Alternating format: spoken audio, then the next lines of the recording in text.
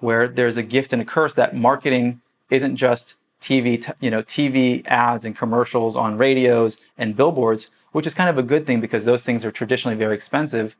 But it's moved to the telephone, it's moved to the computer and online, where you have to be really good at email marketing, running ads on Facebook, Instagram marketing, YouTube, so on and so forth, right? All the mediums that you see us engaging with our audience, these are things that you have to do as well for a brick and mortar store. It doesn't matter what kind of business you run, because this is where people's attention is. So it is critical. I cannot advise enough. I can't tell you how many people, and I was a victim of this as well.